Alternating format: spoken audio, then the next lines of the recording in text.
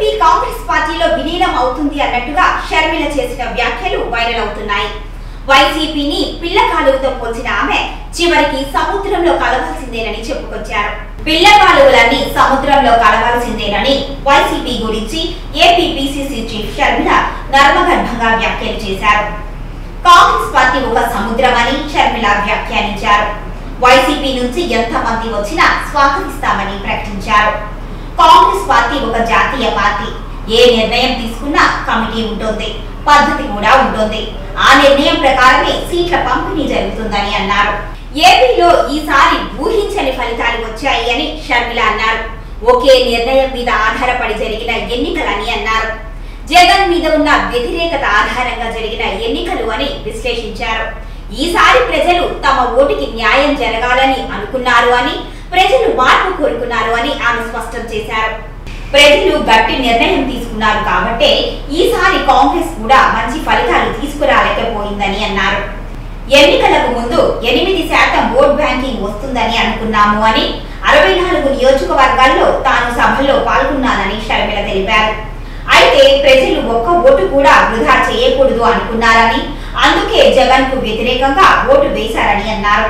ఇక కడప గురించి చెప్తే, కడపలో వైసీపీ ఎంపీ ఉన్నాడు, ఎమ్మెల్యే కూడా ఉన్నాడు. అక్కడ ప్రజలు భయభ్రాంతులకు గురయ్యారు. ఓటుకు 3,500 రూపాయలకు పైగా ఇచ్చారు అని షర్మిల ఆరోపించారు. ఓడిస్తే పథకాలు ఆపుతామని బెదిరించారని కూడా అన్నారు. తాను ఎంపీగా గెలవకపోవటం టైం మాత్రమేనని అన్నారు. తాను 14 రోజులు చాలా కష్టపడ్డాను అని, చాలా రూరల్ ప్రాంతాల్లో తాను పోటీ చేస్తున్నట్లుగా తెలియదని షర్మిల తెలిపారు. హంతకులు చట్టసభల్లో వెళ్లకూడదు అని మాత్రమే పోటీలో పాల్గొన్నానని అన్నారు. కానీ అది జరగలేదని, ప్రజల కంటే పైన ఉన్న దేవుడే హంతకులను శిక్షిస్తాడు అని అన్నారు. కడపలో ఎంపీ ఉన్నాడు, ఎమ్మెల్యే ఉన్నాడు, అధికార పక్షం. అక్కడున్న ప్రజలు భయభ్రాంతులు గురై బ్రతుకుతున్న ప్రజలు. ప్రభుత్వానికి వ్యతిరేకంగా అంటే యువజన శ్రామిక రైతు పార్టీకి వ్యతిరేకంగా పనిచేస్తే, ఓటేస్తామని తెలిస్తే మాకు వచ్చే స్కీములు పోతాయి, అవి కాకుండా మా మీద కేసులు పెడతారు, దాడులు చేస్తారు అన్న భయం కూడా ప్రజలలో ఉంది. ఓటుకి 3,500 రూపాయల నుంచి ఇవ్వడం జరిగింది. విచ్చలవిడిగా డబ్బులు ఖర్చు పెట్టారు.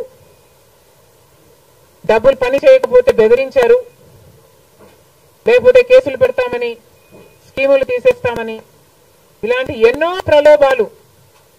ప్రలోభాలకు కడప ప్రజలు గురయ్యారు. ఇవన్నీ కూడా పనిచేశాయి. ఈ ఎన్నికల్లో దేశవ్యాప్తంగా కాంగ్రెస్ కు మంచి ఫలితాలు వచ్చాయని, రాహుల్ పాదయాత్ర న్యాయం కోసం, ఐక్యత కోసం చేసిన పోరాటం ఫలించిందని అన్నారు. ఎంతో మంది గుండెల్లో కాంగ్రెస్ పార్టీ పట్ల ఆదరణ పెరిగింది అని ఆమె విశ్వాసం వ్యక్తం చేశారు. రాహుల్ కష్టం వలన ఎంతో లాభం కలిగిందని అన్నారు. ప్రతి కార్యకర్తను గర్వంగా నిలబెట్టాడు అని, బీజేపీ రాహుల్ దెబ్బకు చతికిల పడిందని అన్నారు. ఇక ఇండియా బ్లాక్ మంచి ఫలితాలను చూపించిందని తెలిపారు.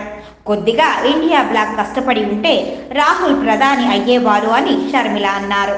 మరిన్ని న్యూస్ అప్డేట్స్ కోసం మా ఏటీపీ న్యూస్ తెలుగును సబ్స్క్రైబ్ చేయండి, లైక్ చేయండి, షేర్ చేయండి. అదేవిధంగా మీ అభిప్రాయాన్ని కామెంట్ చేయండి.